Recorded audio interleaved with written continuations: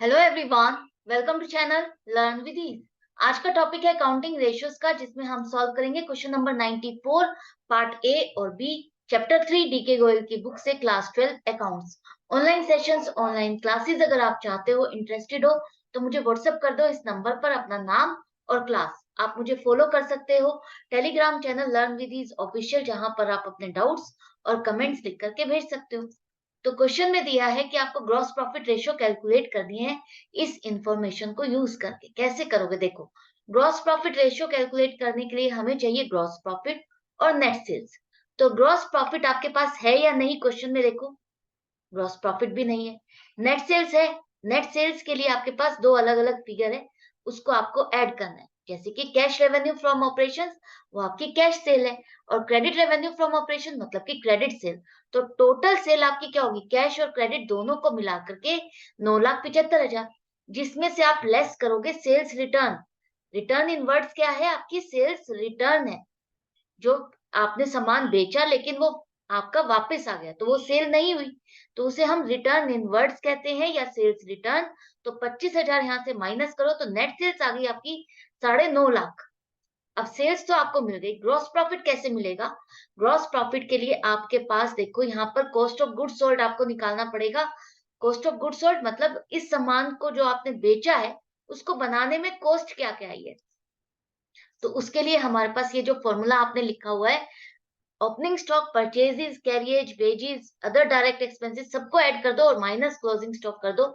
इसी को हम अप्लाई करेंगे। तो ओपनिंग इन्वेंट्री 40,000, परचेजेस 7,10,000 ऐड करो, और रिटर्न आउटवर्ड्स का मतलब है परचेज रिटर्न। परचेज रिटर्न, जो सामान आपने खरीदा लेकिन आपको पसंद नहीं आया, तो आपने उसको वापस कर दिया, तो 10,000 का आपकी परचेज लेस हो गई। तो परचेज रिटर्न आप लेस करोगे 10,000 से, ब्रैकेट में है, इसका मतलब आपको ये लेस करना है। वेजीज डायरेक्ट एक्सपेंस है आपका 80,000, ऐड करो। अब ये सारा टोटल हो गया 8,20,000, और माइनस आपको क्या करना है? क्लोजिंग इन्वेंट्री मतलब कि क्लोजिंग स्टॉक 60,000 माइनस करो, तो कॉस्ट ऑफ गुड्स सोल्ड आ गया 7,60,000। जो सामान आपने बेचा, सेल आपने निकाली, और जो सामान बेचा उसकी कॉस्ट क्या आई, वो भी आपने निकाल ली। तो सेल में से अगर हम कॉस्ट को माइनस कर देंगे तो आपके पास क्या बचेगा? कॉस्ट ऑफ वो ग्रॉस प्रॉफिट। सेल में से आपने कॉस्ट को माइनस किया तो आपके पास आ गया gross profit 1,90,000। 1,90,000 gross profit upon net sales करो, मल्टीप्लाइड बाय 100, ये आपकी आ गई gross profit ratio 20%। I hope आपको अच्छे से समझ में आया कैसे निकालना है, कोई डिफिकल्टी नहीं लगी होगी। अगर कोई इंफॉर्मेशन डायरेक्ट दी है तो हम वैसे कैलकुलेट कर लेते, नहीं दी तो हमें वो भी तरीका पता है कि हम अपनी इसको यूजफुल इंफॉर्मेशन कैसे बना सकते हैं, क्योंकि हमने प्रैक्टिस किया, हर चीज को सीखा है कैसे कैलकुलेट किया जाए। अब इसका नेक्स्ट पार्ट देखो, उसमें क्या है? इसमें भी आपको ग्रॉस प्रॉफिट रेशियो कैलकुलेट करनी है। यहाँ पर आपके पास कैश रेवेन्यू फ्रॉम ऑपरेशन मतलब कि cash cell, credit revenue from operation मतलब कि क्रेडिट सेल। तो जब आप सेल करते हो तो कुछ कैश में है कुछ क्रेडिट में, तो दोनों को मिलाकर के ही तो आपकी सेल होगी ना। तो टोटल सेल हो गई 10,20,000। रिटर्न, यहाँ पर रेवेन्यू फ्रॉम ऑपरेशंस रिटर्न्स लिखा है, इसका मतलब क्या है? सेल्स रिटर्न है। रेवेन्यू फ्रॉम ऑपरेशन आपकी सेल का दूसरा नाम है, और उसके साथ रिटर्न लिखा है तो इसका मतलब क्या होगा? Sales return. सेल्स रिटर्न को माइनस करोगे तो नेट सेल्स आ गई 10 लाख। नेट सेल निकल आई। अब आपके पास cost of goods sold already दिया है, यहाँ पर देखो, cost of revenue from operations 7.5 lakh. तो अगर आप सेल में से कॉस्ट को माइनस कर दोगे तो आपको क्या मिलेगा?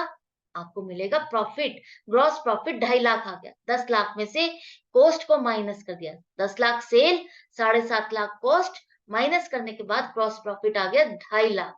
अब ग्रॉस प्रॉफिट रेशियो आ जाएगी 2.5 lakh upon 10 lakh multiplied by 100 is equal to 25% gross profit ratio आ गई।